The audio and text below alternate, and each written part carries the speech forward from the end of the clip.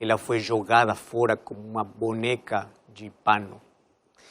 Quando passou perto do instrutor chamado Gregory Robertson, viu o sangue cobrindo o rosto de Debbie.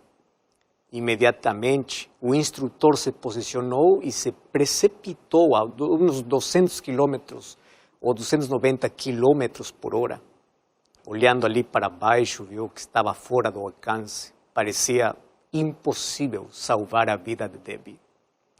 Quando o horizonte veio ao seu encontro, Gregory tentou se abaixar cada vez mais rápido, virou os ombros, foi na direção da jovem que estava inconsciente e, alcançando Debbie, ele agarrou o cabo da paraquedas, puxou com força e foi embora.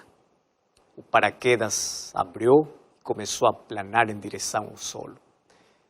Ali, cerca de 600 metros do chão, a 12 segundos do impacto, Gregory abriu seu paraquedas bem a tempo, graças a Deus. Debbie se recuperou dos ferimentos, mas ela ficou grata para toda a vida, porque seu instrutor a salvou da morte. Sabe que, assim como essa história, assim como a Debbie, todos nós seres humanos, um dia estávamos em uma queda fatal em direção à destruição. Mas ali apareceu Cristo, apareceu Jesus para nos resgatar. No programa anterior já vimos como o pecado entrou em nosso planeta. Lá no Jardim do Éden, a liberdade humana foi posta à prova. E o ser humano, infelizmente, escolheu o mal. A partir dali, todos fomos sentenciados à morte, porque todos pecamos. A Bíblia é muito clara quando diz no livro de Romanos, capítulo 3, verso 23, e por causa de que todos nós pecamos, diz assim, todos carecem da glória de Deus. Romanos capítulo 6, verso 23 também diz, porque o salário do pecado é a morte. Todos nós tínhamos a condenação da morte. Sabe que o pecado foi a maior catástrofe da história. Nos levou para a morte porque nos separou da vida que era Deus. E ali aconteceram duas atitudes humanas. A primeira atitude humana foi tentar resolver o problema com suas próprias mãos. Assim como muitas pessoas hoje tentam resolver seu caráter, seu problema com seu próprio esforço. Mas o que aconteceu com Adão e Eva? Não fizeram nada. Não puderam tentar cobrir a sua nudez com folhas de figueira. Além disso, perderam a glória de Deus que os cobria, perderam seu lar, perderam o acesso à árvore da vida, perderam a vida. E ali apareceu uma segunda atitude, que foi se esconder de Deus. Em vez de correr até Deus para resolver o problema do pecado, a partir dali o ser humano se escondeu de Deus. O ser humano sempre se escondeu de Deus e Deus sempre procurou o ser humano. É Deus quem toma a iniciativa de salvar o ser humano que está perdido. É Deus que te procura. É Deus que sabe onde você está, porque Ele conhece todos os lugares onde você se esconde. Hoje, assim como no Jardim do Éden, Deus te chama pelo teu nome. Rodrigo, Luiz, José, Ana, Maria, onde você está? Por que você insiste em se esconder? Eu sei como curar sua dor, eu sei como resolver o seu problema. Por favor, não tente resolver o problema do pecado com seu próprio esforço. Vai acabar perdido. Quando Adão e Eva saíram do esconderijo, eles puderam testemunhar com muita dor a primeira morte de um cordeiro. Você sabe que tudo estava perfeito até que o pecado entrou como uma mancha para arruinar tudo que Deus havia criado. Naquele momento, Deus mostrou para eles o plano de salvação. Deus havia dito que no dia em que eles comessem o fruto proibido, eles morreriam. E nesse dia haveria morte, e houve morte, mas uma morte substitutiva. Um cordeiro morria em seu lugar. E quando eles olharam o sangue derramado, compreenderam a gravidade do pecado, mas também compreenderam o plano que Deus tinha para resgatá-los. Porque aquele primeiro cordeiro morto que cobria sua nudez representava o verdadeiro Cordeiro de Deus, que um dia viria a este mundo e tomaria o nosso lugar. Ele pagaria a dívida que nunca nós poderíamos pagar. Por isso o livro de 1 de Pedro, capítulo 1, verso 19 e verso 20, diz que todos nós fomos resgatados pelo precioso sangue de Jesus. O livro de Romanos, capítulo 5, verso 12, diz que o pecado entrou por um homem e por um homem entrou a morte. Mas Jesus tomou o nosso lugar. Porque ali vem o verso tão lindo. Porque Deus amou tanto o mundo. Amou o mundo de tal maneira que deu a seu Filho unigênito, para que todo aquele que nele crê não se perca, mas tenha vida eterna, diz João capítulo 3, verso 16. Então, meu querido, ao rejeitar a Cristo, você está rejeitando a vida. E quando você rejeita a Cristo, você está aceitando a morte como seu destino. Mas eu quero dizer uma coisa. A morte de Jesus na cruz selou a nossa redenção, a nossa salvação. Na cruz, o preço mais alto da história foi pago para resgatar os seres humanos. Por isso, a definição mais elevada de amor não se encontra em um dicionário. Você tem que olhar para a cruz do Calvário. O seu valor Deus determinou na cruz. O valor da sua vida, Jesus determinou. Que ninguém pode dizer que seu valor é menor do que o sangue de Cristo. Você não pode se sentir menos que os outros. Ninguém tem mais valor por ter dinheiro, educação ou função.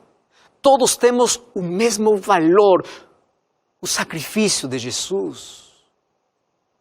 A cruz foi uma ponte que foi colocada no abismo que o pecado abriu e fomos reconciliados com Deus. E se o pecado nos fez inimigos de Deus, a cruz nos fez filhos de Deus. Glória a Deus por isso. Você sabe que o preço que Jesus pagou foi muito alto. Ele passou pelo maior sofrimento, o sofrimento que a gente merecia. Jesus passou pela maior humilhação. Foi cuspido, espancado, torturado e crucificado, mas acima de tudo, ele tinha que beber o cálice da ira de Deus contra o pecado. Por isso, Jesus clamou em agonia, dizendo: meu Deus, Deus meu, por que me abandonaste?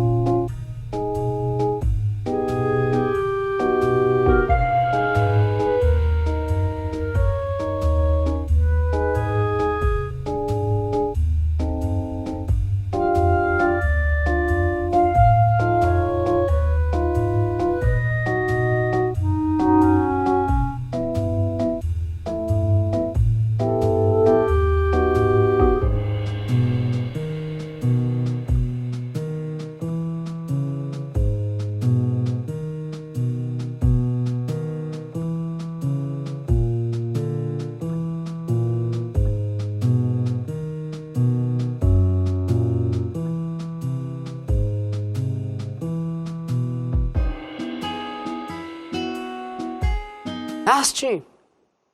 As trevas que cobriam a cruz era um símbolo da sua separação da luz gloriosa do Pai.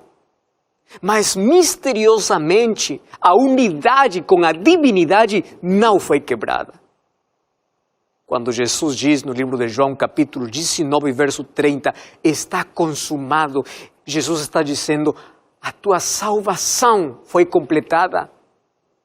Seu sangue derramado na cruz teve mérito suficiente para salvar a todo aquele que crê, aquele que acredita em Jesus.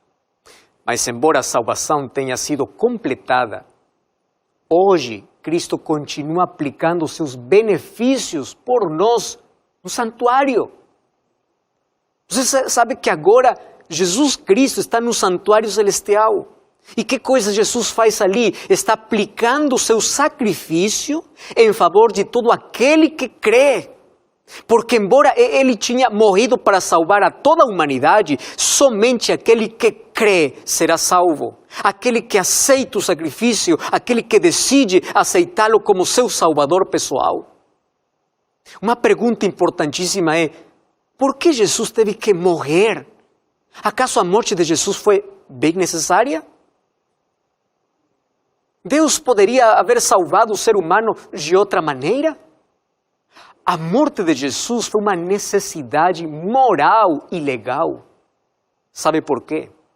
Porque a justiça de Deus requer que o pecado seja julgado.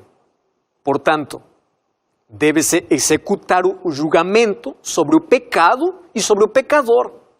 Então, o pecador é condenado. Mas nessa execução, Jesus tomou o nosso lugar. Ele morreu em nosso lugar. Tudo o que ele passou, nós merecíamos passar. Então, a cruz é a demonstração da misericórdia e a justiça de Deus. Mas o que acontecerá com aqueles pecadores que não aceitarem a Jesus como seu Salvador? A Bíblia é muito clara.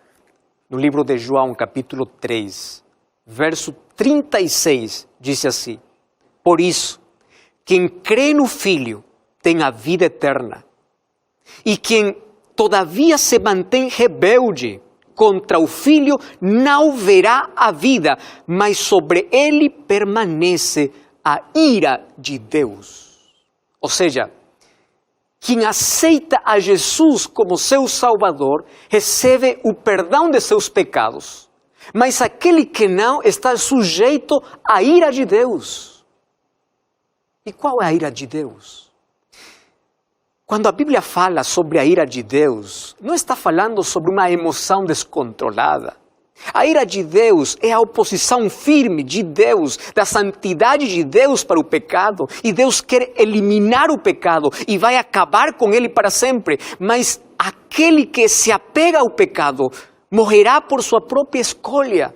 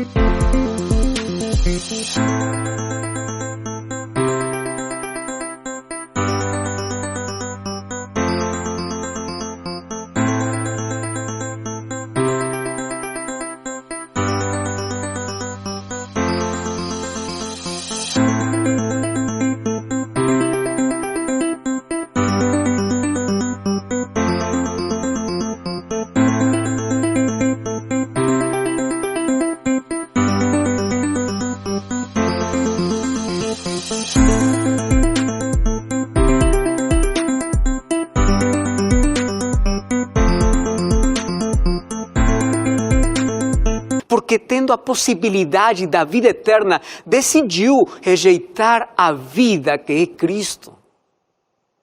Por isso, quando o ser humano rejeita Jesus, se torna um servo de Satanás e terá as consequências inevitáveis que o pecado causa. Sabe qual é? A morte eterna. Mas aquele que tem a Jesus tem vida. O livro de 1 João capítulo 5, verso 11 e verso 12 diz: aquele que tem o Filho, aquele que tem a Jesus, tem vida. Você sabe que coisa Jesus conseguiu com seu sacrifício na cruz? Eu quero que você entenda o seguinte: Jesus conseguiu o direito de propriedade. Você e eu pertencemos a Ele porque Ele nos criou e Ele nos resgatou. O livro de 1 Coríntios capítulo 6, verso 20, diz que nós fomos comprados, resgatados por Jesus por um preço muito alto. Então pertencemos pela criação e redenção. Além disso, Jesus quebrou o domínio do pecado. Ele tirou a condenação e tornou a vida eterna disponível para todos nós. Então, quando você aceita Jesus como seu Salvador, Ele vai justificar sua vida. Não importa mais seu passado. E quando você aceita Jesus como seu Salvador, começa o processo de santificação.